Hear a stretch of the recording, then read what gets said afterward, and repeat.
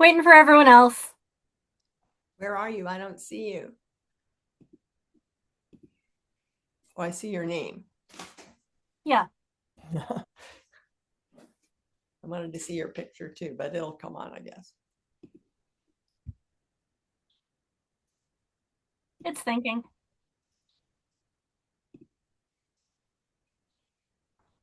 Uh,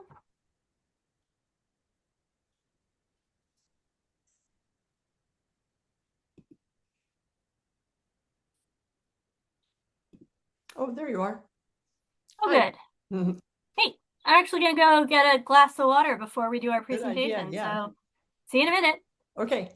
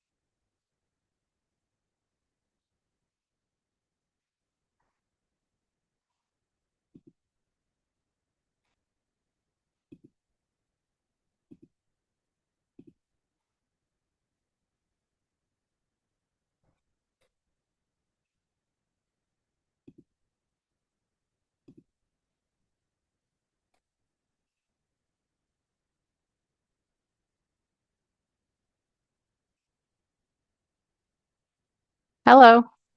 Hi there. Hi. Hello. Nice to see you again. Not as bundled up as we were the last time we saw each other. For sure. Yep.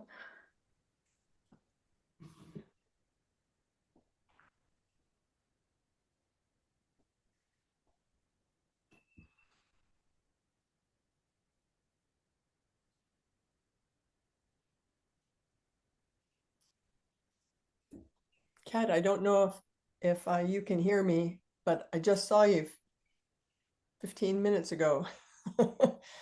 This is someone who is the head of our Board of Health in Shutesbury, and also she's on the Lake Wyola Advisory Commission, Catherine Hilton. We have a community dinner up here in town on Thursdays, and a bunch of us go up and have dinner. Someone in the community makes dinner, so it's always really nice to hang out a little bit. That sounds I really was seeing. nice. Yes.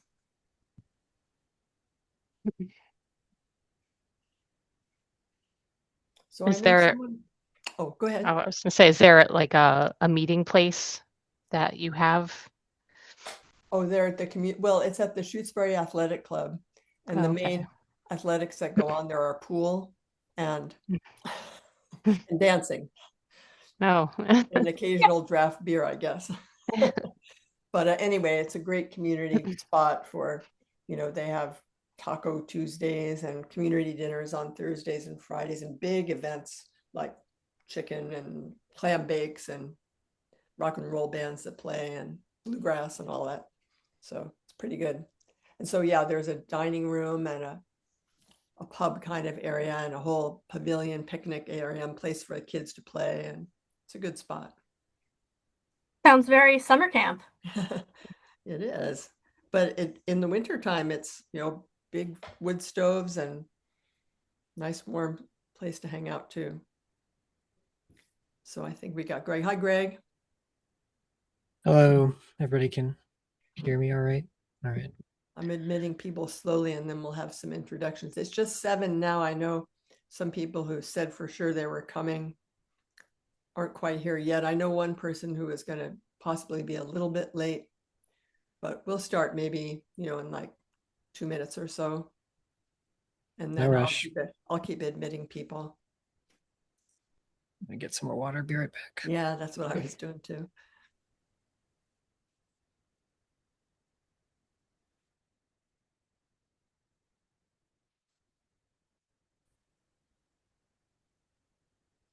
Now, I don't know, I'm not very fluent in Zoom, but I know I could make one of you at GZA a co-host maybe, and you could be sharing your screen with maps or tables, or I can share your map and table on my screen. I don't know what you think would be the best option. I think if you can give permissions to Cassandra to share, she'll be kind of driving for us Okay, for the so most part. I don't know if Leslie do you have anything, Leslie, to share also, or? I put it in the project folder on the server. Oh, okay. All right, so I see there's a request here from Cassandra. So if I just say allow, then that gives you the ability to share screens, Cassandra? I think so. Okay, Yeah, well, let's try that. Multiple presenters can share, it says. all right, let's see. I think, yep, this should be good. Okay. Um, Yeah, great. So I thought that I would, once we start, I'll ask everyone to introduce themselves and, where they are situated in the Shutesbury municipal government ecosystem. So who's representing what body and all of that. Yeah, maybe for that portion we can not Yeah, have you'll the screen stop, Cassandra. share. oh Maybe, yeah, yeah, yeah, yeah. maybe Yeah. you can stop screen sharing for that part, and then I'll turn it over to you guys. Um, I was curious, I think in one of your emails you said the members of the group had to be like sworn in. Is this like a new group from when we had talked a couple years ago? Yeah, so when we had met with you, that was called the Lake Wyola Stormwater and Erosion Task Force. And our job was to read the FERCog report and the other reports that had been done on stormwater and give some recommendations to the select board. So we did all that. Oh, and then inserted, and that was a notification that we could apply for the rural development grant. And that's where we got in touch with you, but we hadn't really completed our task yet.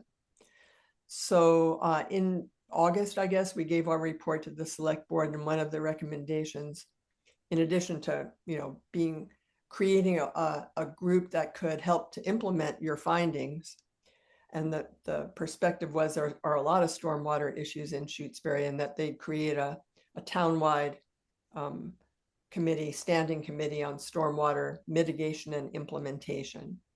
And so that group was just appointed recently. It includes some of us from the task force and some others, someone from the Climate Action Committee and someone from the Conservation Commission.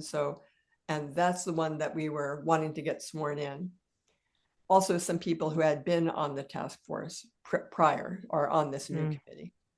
So I'm pretty sure all but one person has been sworn in, and that's only because he has working hours that make it hard for him to get to town. So he can still attend meetings. I don't know whether he'll make it tonight, but he can't be a voting member until he he gets sworn in, but we have a quorum for our committee, so we can operate normally. Did I answer your question? Yeah, that's great. Okay, good. So now there's Jim. So Hi there. it's 7:05. I know there's a few other people who are going to come, but why don't we begin? And I'll just keep admitting people as they arrive.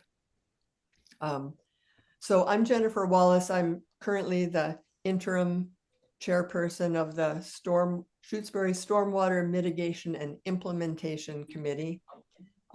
This is our first meeting of that committee is your presentation. So when we have our first meeting as a committee, we'll also officially create a chairperson. It might be me. We might end up choosing someone else, but for the time being, I'm here leading this. And what I'd like to do, and I think, can you all see each other's little windows? Yes. Yes. Okay, I good. can. Yeah. Okay, good. So I think that it would be great if everyone could introduce themselves so we know who's here and, as I said, what part of the Shutesbury Town municipality ecosystem we represent. And then after that, we'll turn it over to the GZA folks who will present their findings on their first 3 tasks of their H&H study. So I'll just begin. I kind of already, was there a question? Oh, and if you have questions, raise your hand, please. Okay, so I'm Jennifer. I just introduced myself. Someone's talking.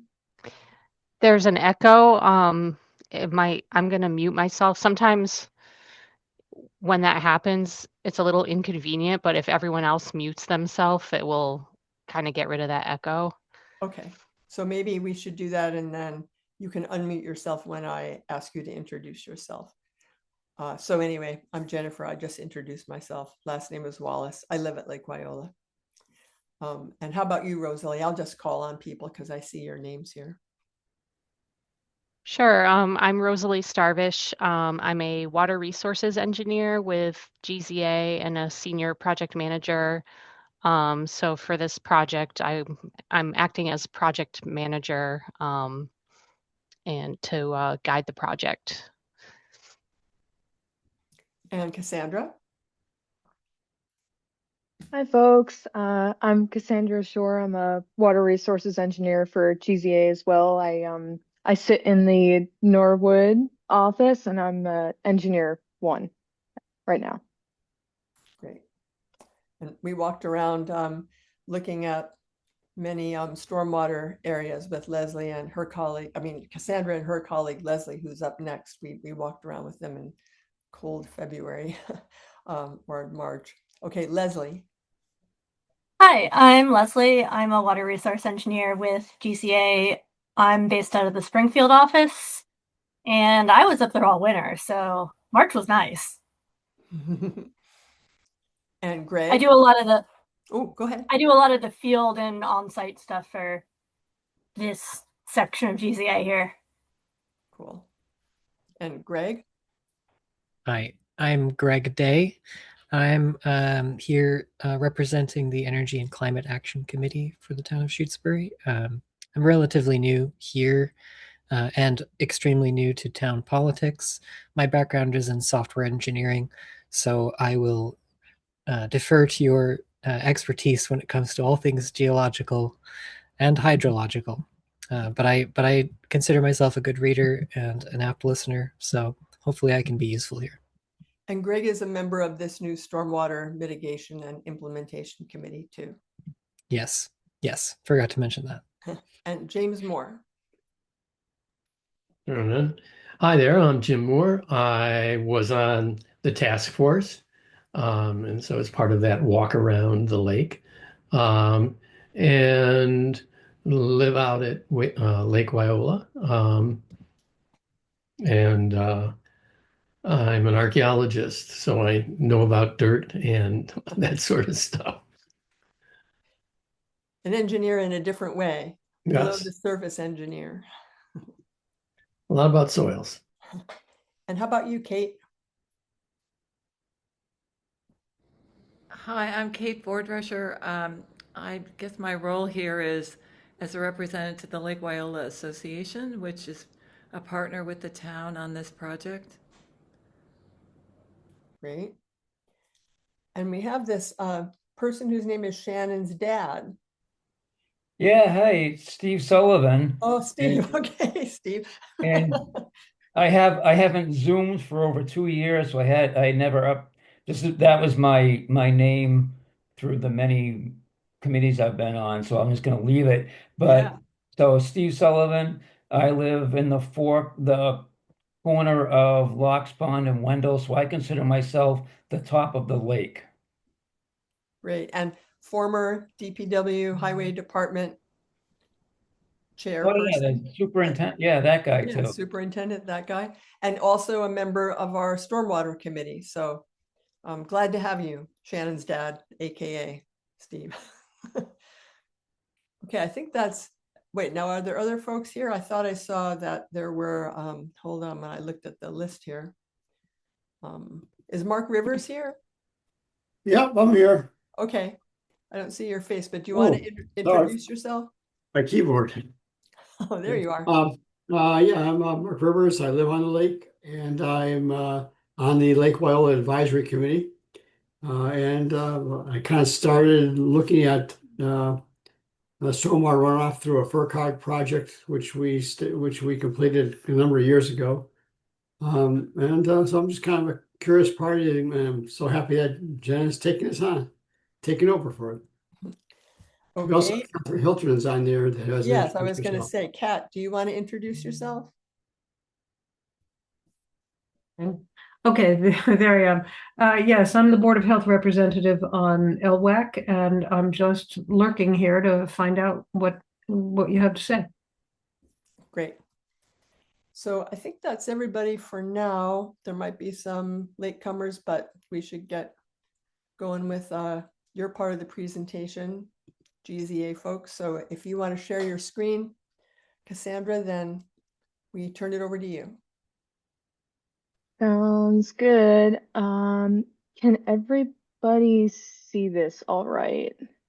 Should be the main title Yes. card. Yes. Mhm. Yeah. Okay, good. Um, as we just mentioned, my name is Cassandra. I'm with GZA. We're working on the H&H study for Lake Wyola. At any point, if anybody has any questions, please interrupt and ask, and I'll do my best to answer. Leslie and Rosalie as well. But contents of this presentation, it talks about the first three tasks in our scope is background research, our drainage area delineations, drainage area peak flow calculations, and our preliminary drainage basin prioritization. And then we would like to have an open discussion at the end to get your thoughts as well. Can I just jump in real quick? Yep. Maybe it might help to set the context that ultimately what we want to do with this project is prioritize up to 10 locations where it would be of value to develop some concept designs for stormwater management. So that's kind of what this is all leading up to. Definitely. So for our first phase, we did a whole bunch of background research based on reports that were provided to us, including the Lake Wyola stormwater improvements from DCR in 2007. From this, we found that it immediately called out Locks Pond Road as a source of uncontrolled runoff and an area of principal concern for sediment into the lake. It also included recommendations to the residents in terms of stormwater BMPs. And then there was the Lake Wyola watershed based plan for COG in 2024. This again, it solid background on the site and the surrounding area, as well as recent stormwater BMP projects that were proposed, as well as extensive descriptions of, again, roadway sediment contribute to the lake from the surrounding camp roads. The Shutesbury, oh, sorry, the Shutesbury culvert report highlighted the conditions of culverts surrounding the lake, And we're lucky enough that they provided us with the GIS shapefile layer that made further field mapping much easier. And then last but not least, we have the wildlife habitat evaluation report, which just speaks on an ecological study that was done around the lake. So with all of these reports, we were able to get a general idea of the areas of concern before heading out into the field, which we had a few field visits starting back in March of this year. And it made going out into the field much more cohesive. We had a good starting point. And I also made a base map that we were able to refer back on for these areas of concern. Don't know if this was provided in an email, but basically I just put a point in for each area that we wanted to look at, and we were able to check off quite a few of these on the list when we were out there. So for our next step, it was to calculate the drainage areas around the lake. Inputs for this included digital elevation terrain data. We used the 2024 Eastern Massachusetts LiDAR, which is publicly available, and supporting field observations on roadway crossings such as culverts and bridges. This is also where the Shutesbury culvert study came in handy because we were able to refer back on conditions and locations for the crossings. To be thorough, we mapped all of the potential outputs around the lake, not including major streams. And basically we used a software called ArcGIS Pro to do this. And GIS computes not to get too technical, please stop me if it's too much, but GIS computes the direction of the water flow and the accumulation of the flow in the drainage area and uses a defined 4-point or outlet to represent the lowest boundary of the drainage area. And then we are able to use the flow direction and this predefined outlet to calculate the drainage area. So once we calculated all 23 of the drainage areas around the lake, we then were able to find the area of each, which allows for more contextualization going forward for the size of each area. So again, made another figure because it just makes everything way more easier to follow. So this map was used to contextualize the location and size of each drainage area around the lake. The largest drainage areas are associated with the streams that feed into the lake, so Scary Brook and Fisk Brook to the north. And then there's the Ames Pond outlet that is right over here on the eastern side of the lake, and then South Brook to the south. The 4 outfalls on the western side of the lake, so 1, 2, 3, 4, if you could see these areas right here, are the next largest drainage areas contributing to the lake.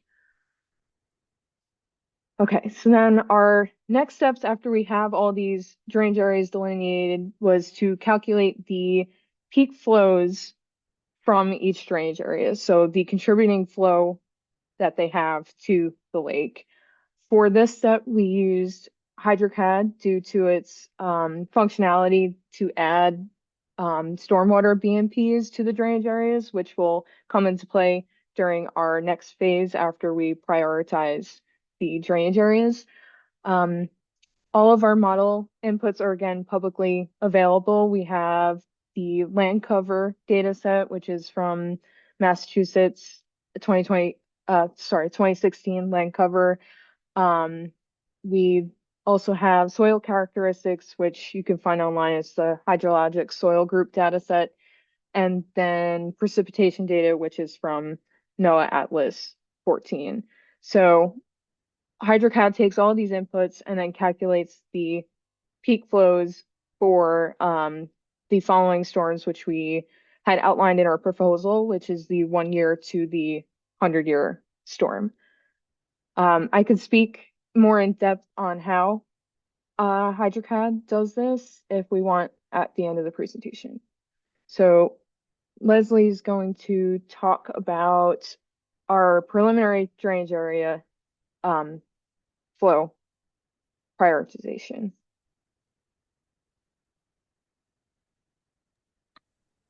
Unmutes. Hi.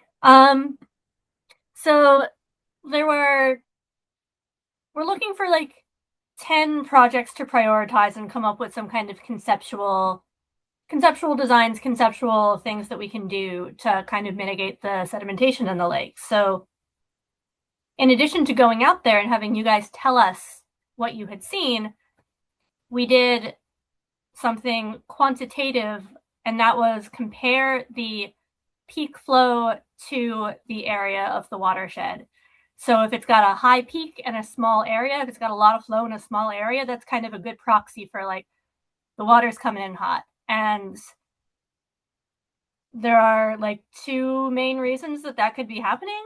If it's really developed, if there's a lot of impervious surface, then the water is going to get where it's going fast after it rains. So we have a lot of that on the west side of the lake, near Locks Pond Road. And another reason why water might arrive at the lake really fast is if there's a very steep slope.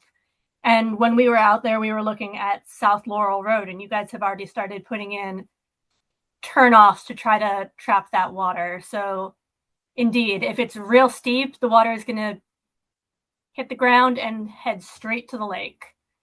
Compared to if it was flat, if it was forested, that would slow the water down a lot and be, for the same size storm, less erosive potential. It's going to carry less sediment to your stream.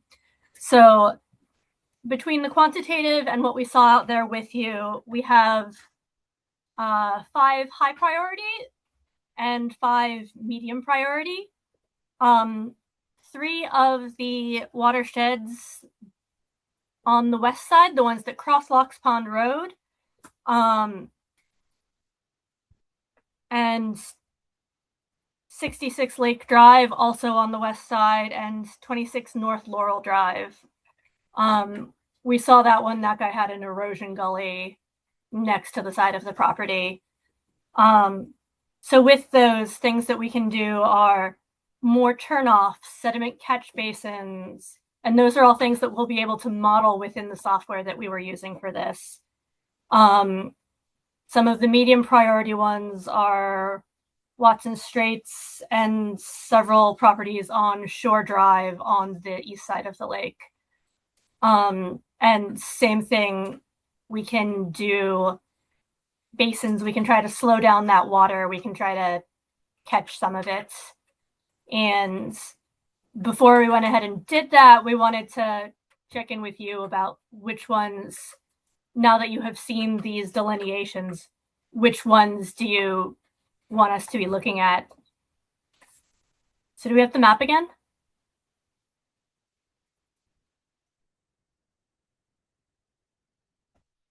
Yeah, so the blue ones are the ones that we have looked at for high priority at this point, and the yellow ones are medium priority. And now that we're all here, what do you guys think of those? Do you think they're a good place to be focusing our efforts for the next parts of this project? Are there any other slides or? It should just be the open discussion slide. Yeah. Okay. So yeah, so as Leslie was saying, we didn't want to come into this meeting and just without any of our own recommendations, but at the same time, this is preliminary. We made an attempt to prioritize these locations both based on fields, our field observations and using the numbers as well. But we would like to get input from the group if you have opinions on areas you've seen that you think really need to be addressed, and maybe they are within these catchments that we've identified. So maybe we can well, we can also pull up a map that we can try to use like to zoom in further so you can get a closer look at these locations. So should we, I think, wait, am I unmuted? Yeah. So maybe we should do this by a hand raising method and I'll try to keep track of that so people can ask their questions. We'll try to do that in an orderly way. Um, and then I'll try to catch at the end, questions that maybe haven't been asked that I've been recording in the last couple of weeks. So I see that Mark Rivers has his hand up. So why don't you go ahead, Mark? Hi, is the Randall Road included in one of the blue areas? That would be like maybe I three, think so. maybe Randall it's Road, you three guys, or I think that would be like outfall 5, Yeah. where that boat ramp is. So I think Randall Road would actually be included within Outfall 4 then, if that's the road down to the boat ramp. Yes. Yeah. good. Thank you. Do you think that Randall Road should be a priority? Um, there's a well, when the lake was lower this winter, there's a lot of sediment that comes down through there. Um, that contributes, that just contributes to that area. Plus, there's it affects the boat ramp itself, in combination with prop wash to making that area pretty shallow. And so I think, and I'll leave it to you guys to determine what the priorities are, but, um, it was interesting what the lake lowered, and we never got to do the walk around there, because the weather was not conducive. But there's a fair amount of damage in that area.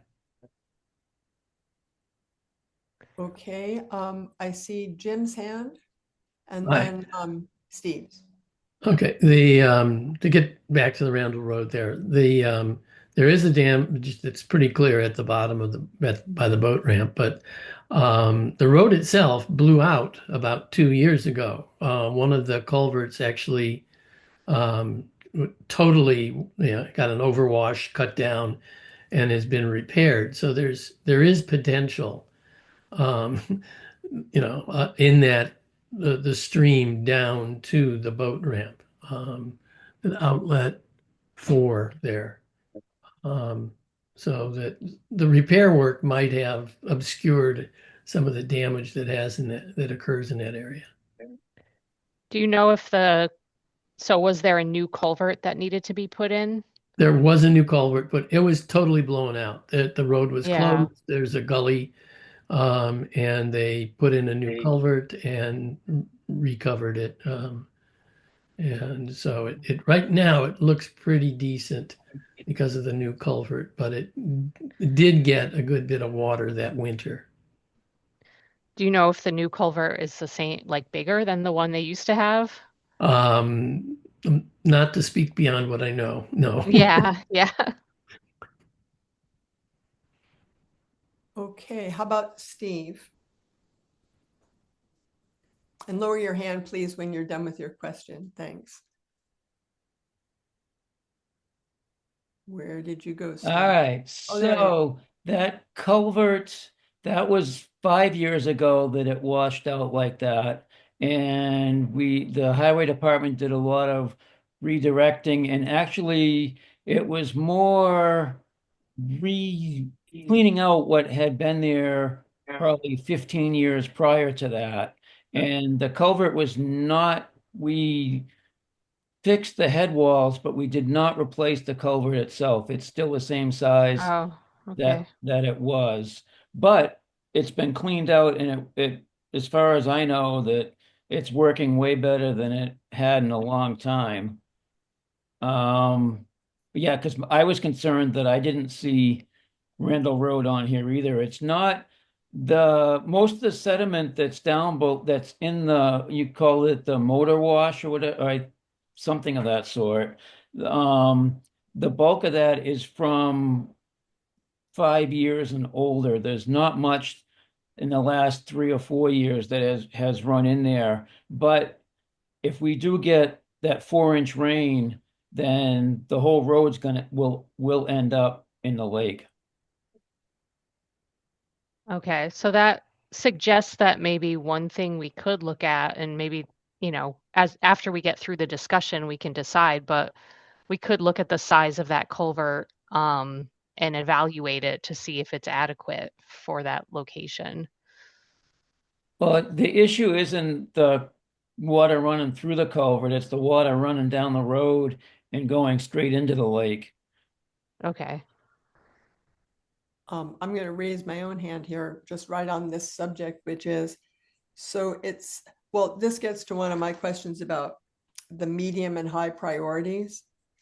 And part A of the question is, so what kind of criteria did you all use to determine what might be a high or a low priority? Was that amount of sediment observed in your field visit, or the kind of flow data that you were calculating for that drainage area, or how did that get determined?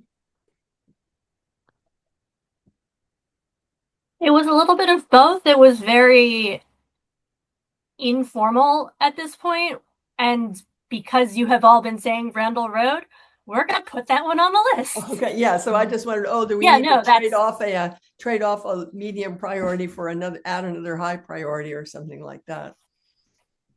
But yeah, I think that yeah, would be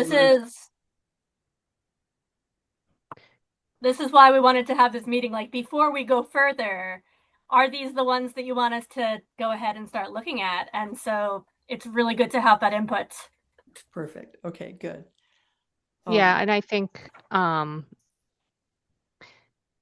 some of the high priorities, the having kind of the observations that we made in the field took precedence in a way, to identify those as high priorities. Um, and then some of the medium priorities was more like we not sure if we really saw obvious issues, but these drainage areas do have kind of the higher flows, and also they have development. Some of these watersheds might have higher flows, but they're very undeveloped still.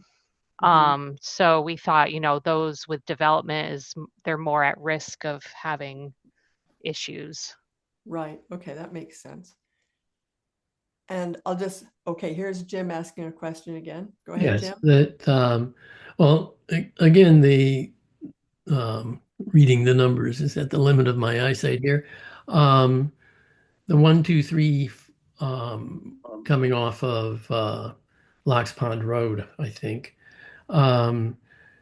Yes, there is, concern about that.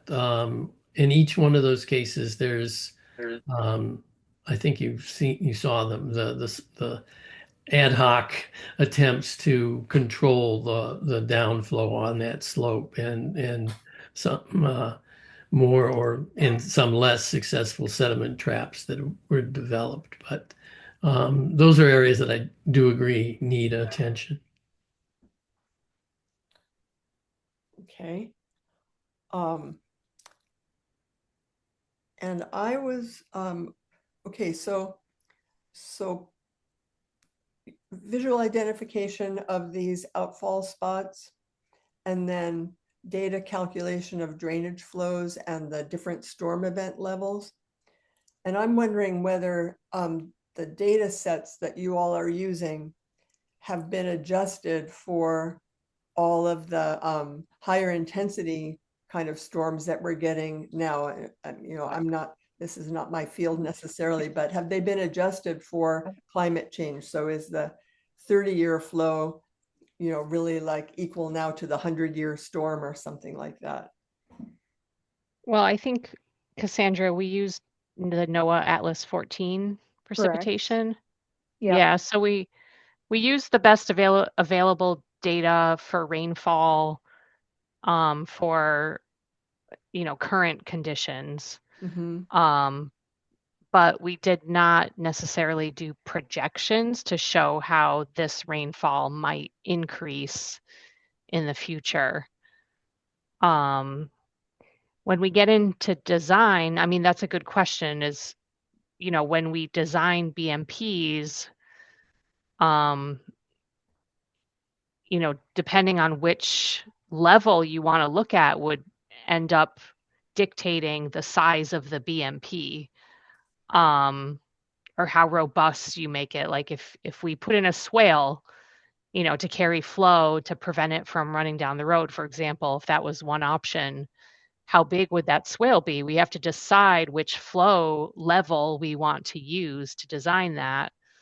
Um, but also you have to consider there comes a point where, you know, even if you said, well, we want this to work every single time, and in the biggest storm, we want it to work, but that might make a really huge swale and a very costly project. So you have to kind of balance that. Trade-offs. Yes, I understand. Yeah. Okay. So I'm looking around to see if there's other questions, and I'll just keep asking the ones that I have until I see some other hands going up. Let's see here. Well, I mean, this is just more sort of housekeeping, which is there a way that we could get a copy of your PowerPoint? Oh, yeah, of course. We can Okay. share this. Yeah. And I would love also to see the map, not now, but to get a copy of the map that was on the background research slide, which I don't think we Okay. saw this one that we're looking at now, and also the summary table. Mm-hmm. Great, that would be excellent. So I see Mark Rivers has his hand up. Thank you. Will the conceptual BMP designs be independent of property ownership? Well, for us, I think so, at a concept level, we're going to use available data, it's not going to be, we'll use the LiDAR data that's publicly available, and we don't necessarily need to know who owns the property. I think because we're at the phase of that concept level where we can provide some graphics that then maybe the committee can work out with the property owners. Later on, like a more detailed design, depending on what it is, it could be helpful to get real survey, like a licensed surveyor out there to get like a survey of where the work's going to happen, and also property boundaries and that sort of thing. But for this level, we're not getting into that detail. Okay. Thank you, Brad. That's perfect. That's good. Thanks. Okay. I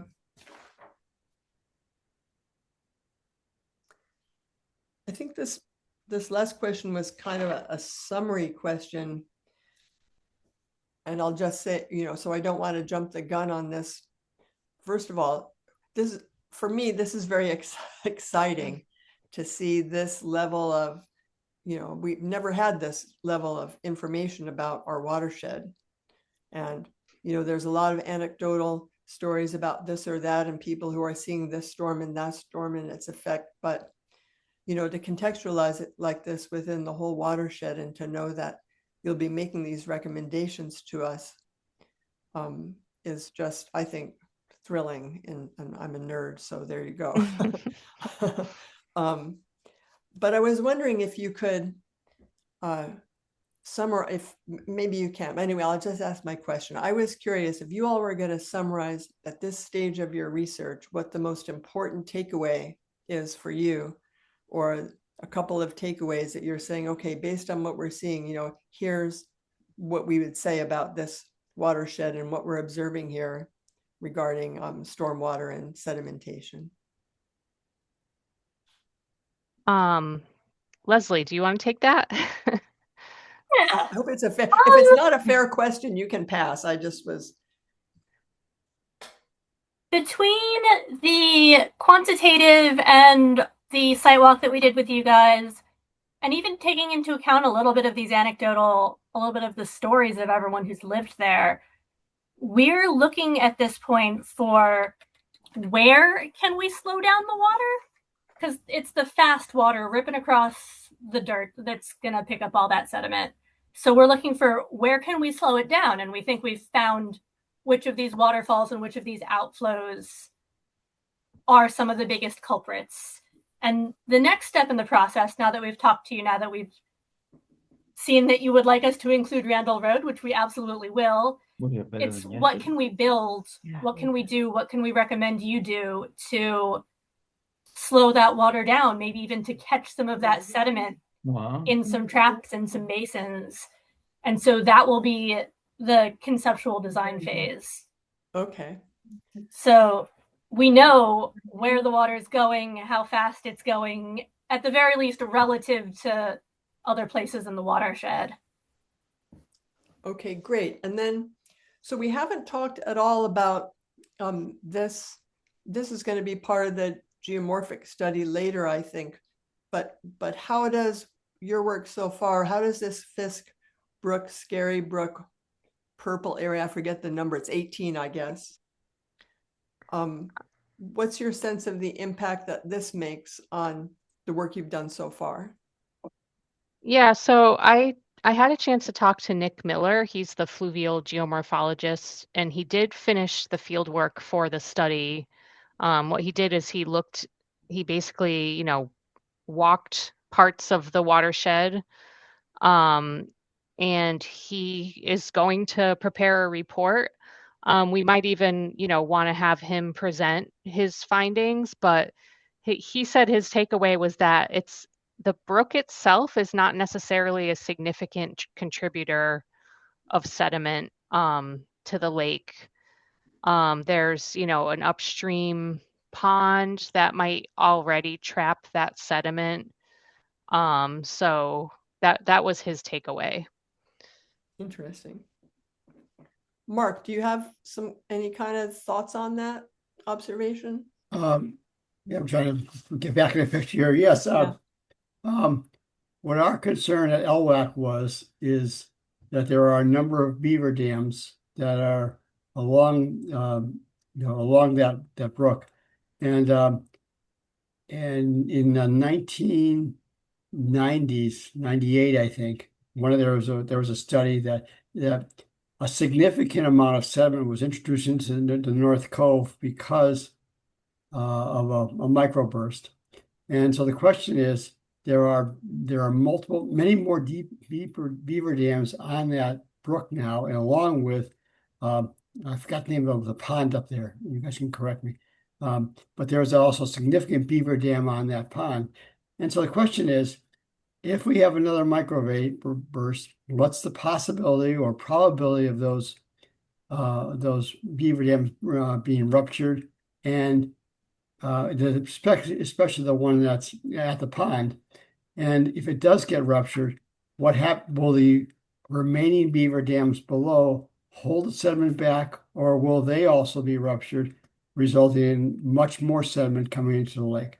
I think there's a study that said there's like 3 or 4 feet of sediment in the North Cove as a result of those incidents. And so, so in LWAC, that's what our concern was. Is there something we need to worry about, or is the additional beaver dams is going to mitigate the problem?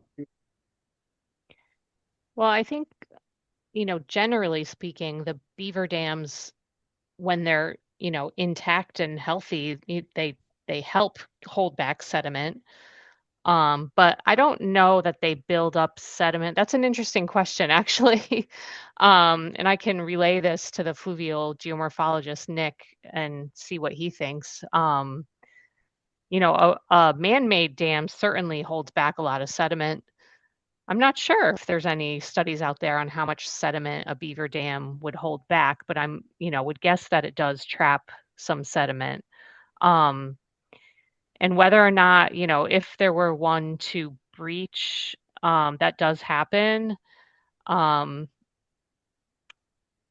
and I've often thought, working with other Western Mass towns, like it's not a common thing, but I've kind of wondered, would it be worth studying these beaver dams, and how, like, what is the risk to infrastructure when, especially some of the very, very large ponds that form, There are Western, rural towns that are concerned. They know where those big beaver dams are and they wonder what would happen, if it were to breach. But um, yeah, you may not be able to anticipate if and when that's going to happen. Um, Do you have so do you have a copy of that study that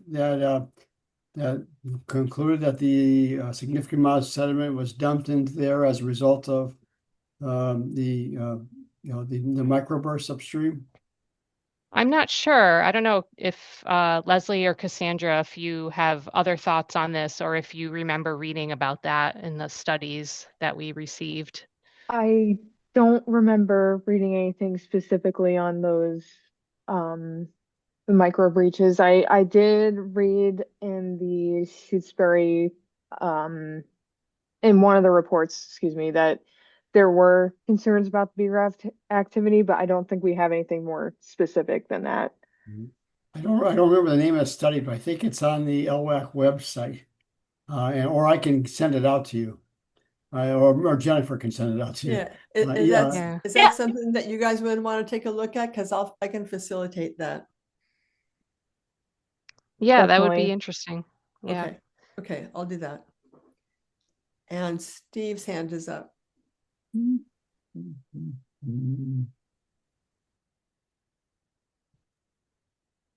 I think Steve's hand was up. Maybe it's down now. He'll be back if he wants to ask his question.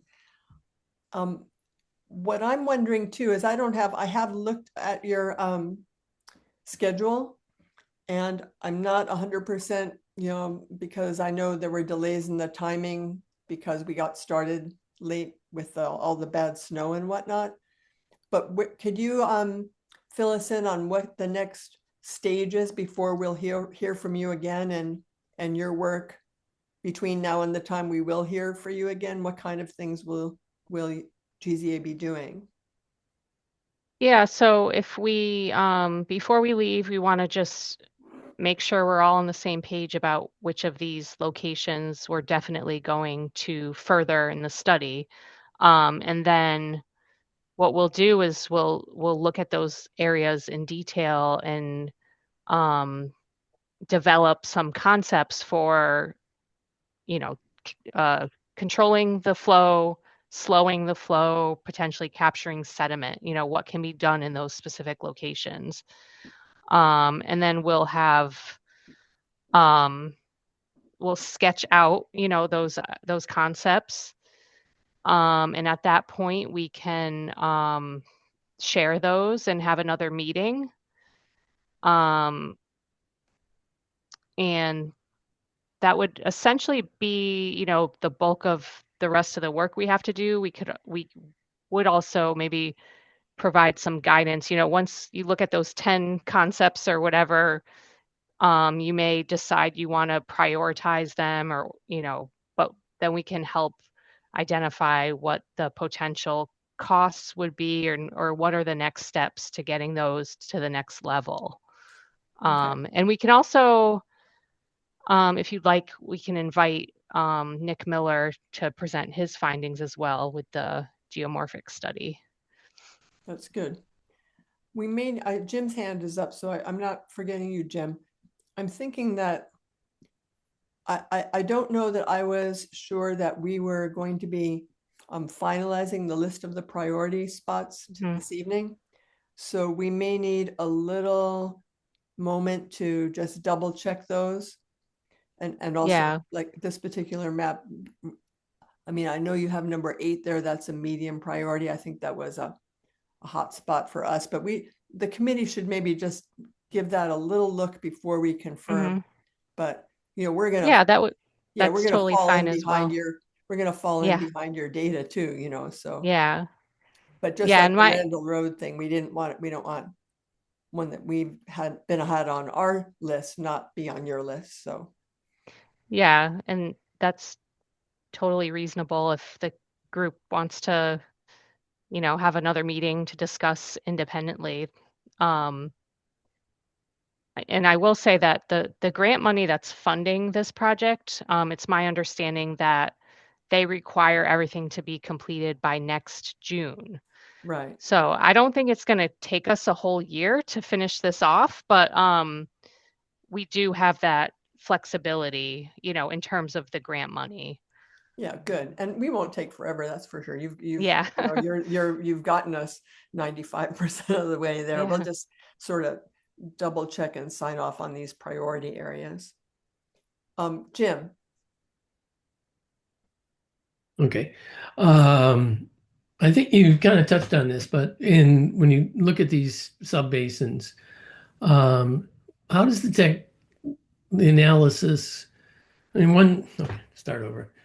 The way we approached it, one of the ways we approached it was looking at these subbasins and thinking about how to stop water flow early and disperse it early. And in terms of a much more sophisticated technique that you have, um, how does it weight sort of early upslope intervention versus downslope interventions?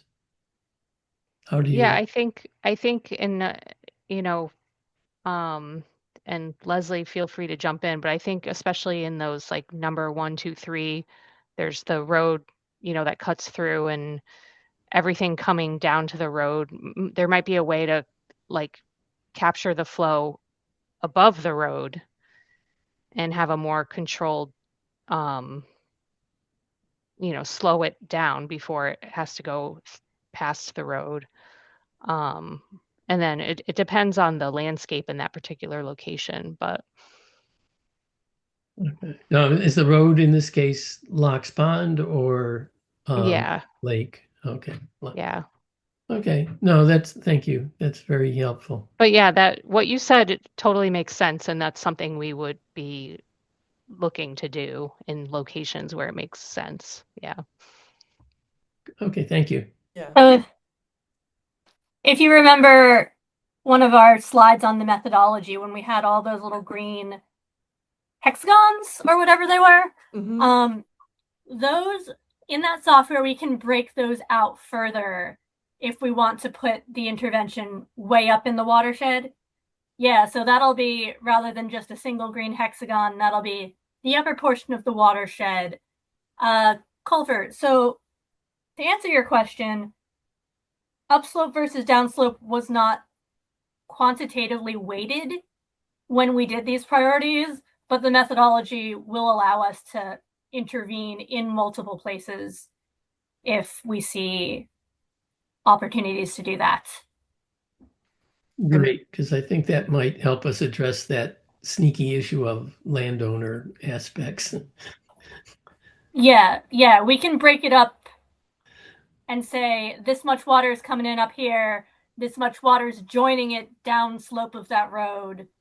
Like mathematically, modeling wise, we can do that. Oh, that's That's great. perfect. Thank Yeah, you. very good. Mark? Um, uh, question on the product you guys are going to deliver. Will it be adequate for us to get to the next level of funding? And I think it's 603 something funding that'll actually go from conceptual design to design. Yeah, I think depending on um the setting, if we're near water resources, we would have to do more detailed design and permitting. So typically that would be a reasonable next step is to do design and permitting. And then with that product, you would have what you need to go to seek funding for construction. Um, I'm not so much concerned about funding for the constructions. I'm more concerned with funding for the final design. We have a lot of construction resources around the lake that Yeah, so if we had the design, we could say, okay, we don't need funding. We can do this with volunteer work. mhm. And so that's where I'm trying to get at is,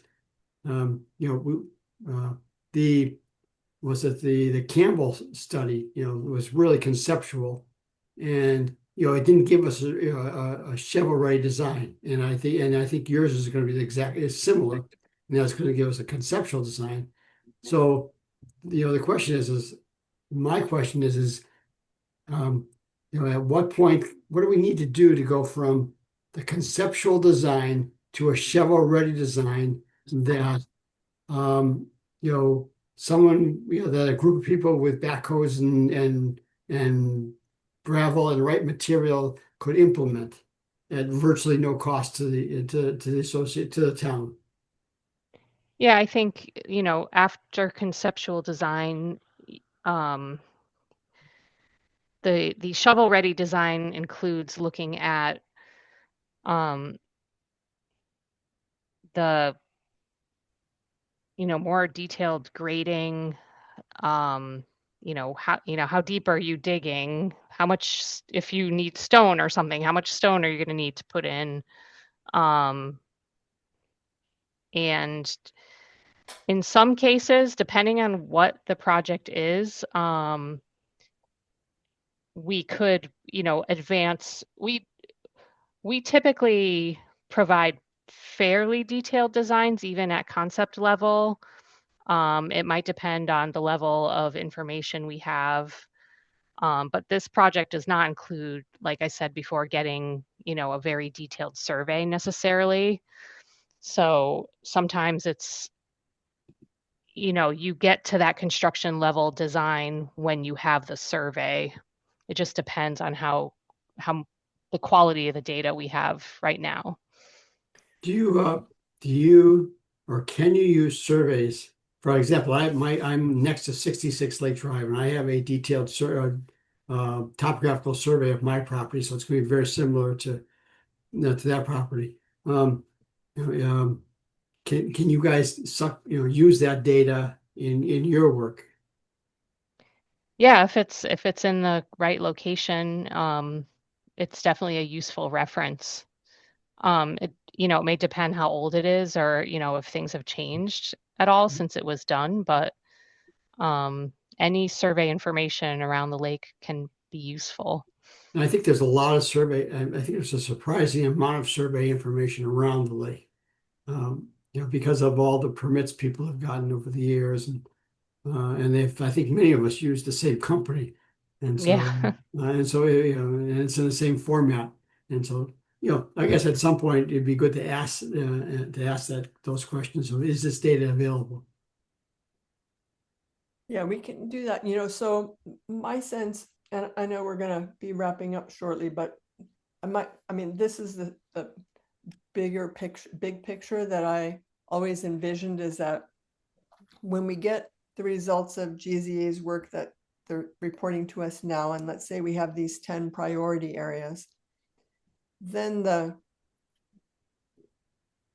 town and the association, or somehow some partnership, which we have applied for an MVP grant on a planning process that would help us to take this information and then go to the next level. For example, maybe we're going to do this in phases, and we're going to work on two of the high priority areas first. That's just arbitrary. And then if we have the conceptual designs, there are grants available to move from those conceptual designs to construction designs, for example. So, we need to take the information we're getting from GZA, convert that to projects that we're interested in. We use the conceptual designs and all the information that we've been generating in this report to fuel the next round of grants for the next phase of design. Does that coincide with anything that's real in your mind, Rosalie and Leslie and Cassandra? Yeah, that makes sense. That's kind of a likely scenario, wouldn't you say? Yeah, yeah. And the other thing too is, if we're in, it might not be complicated, but if we're close enough to the lake or if we're close to what's considered a wetland resource, then we need to do some permitting with Right, that. So that can happen along with that detailed design process. right.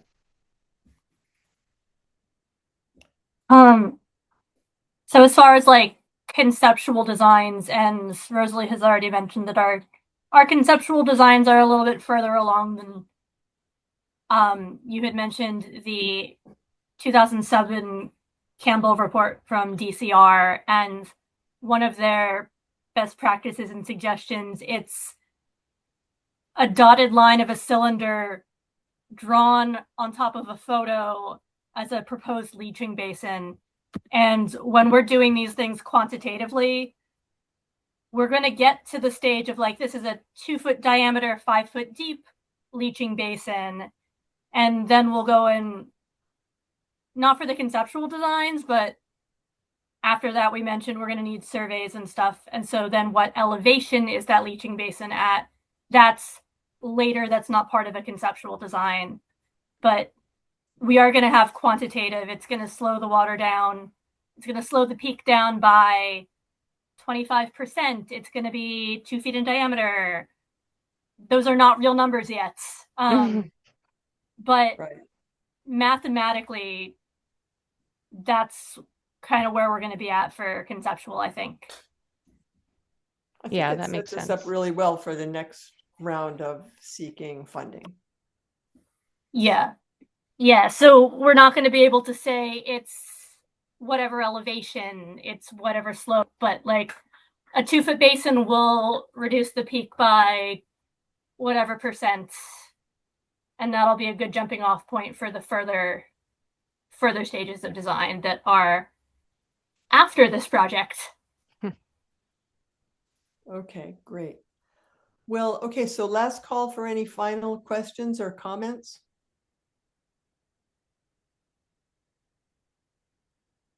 Okay. Okay. So let's see, we owe you guys the study about the microburst impact on the beaver dams over at Fisk Brook. And you're going to get me a couple of maps and the PowerPoint. And Yep. is that about all that we agreed to exchange with each other? I think so.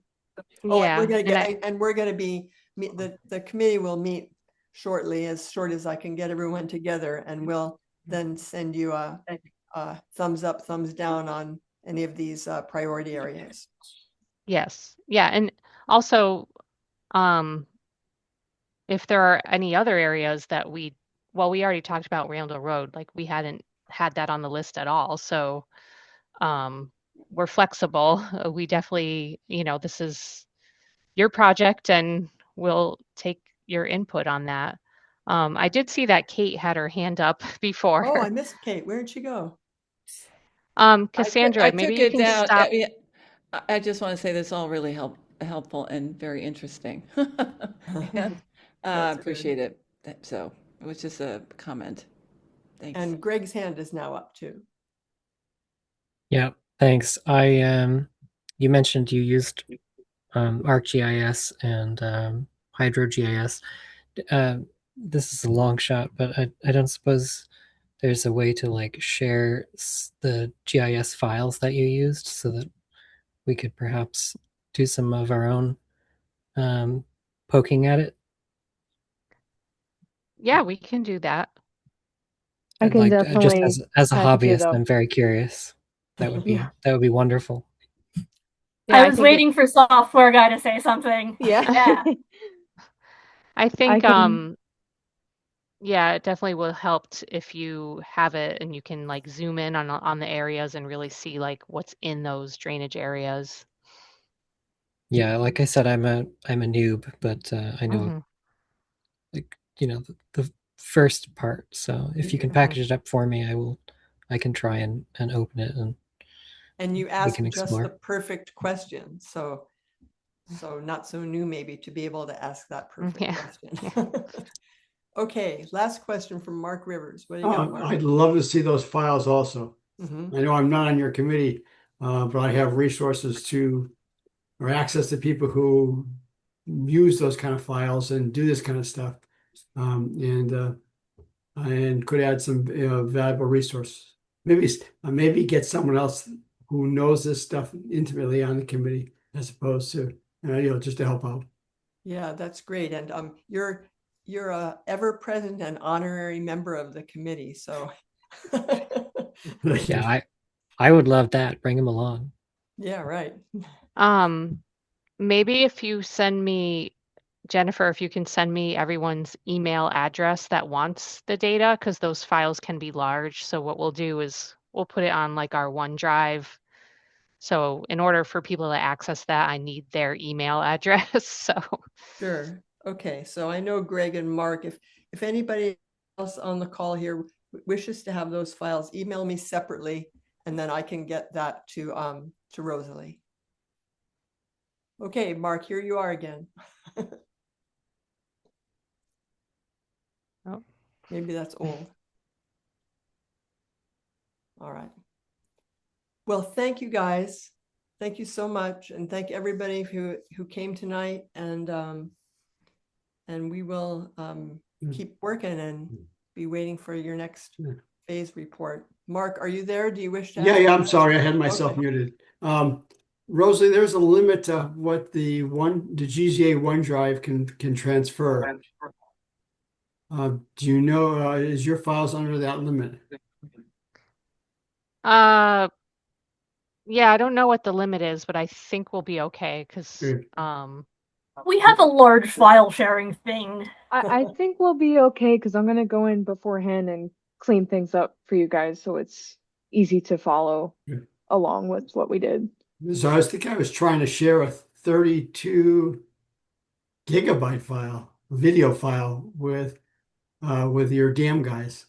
We were never able to, I had to physically drop it off and hand it off to you on a thumb drive. So and I don't have a sense of how big your files are, the CAD files are. So, just something to be aware of. It's not always trivial. yeah, yeah, I know that happens sometimes. But I think I think we'll be okay with this.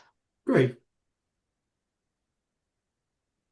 All right. Okay. Well, we appreciate everyone's thoughtful questions, and look forward to continuing to go forward on this.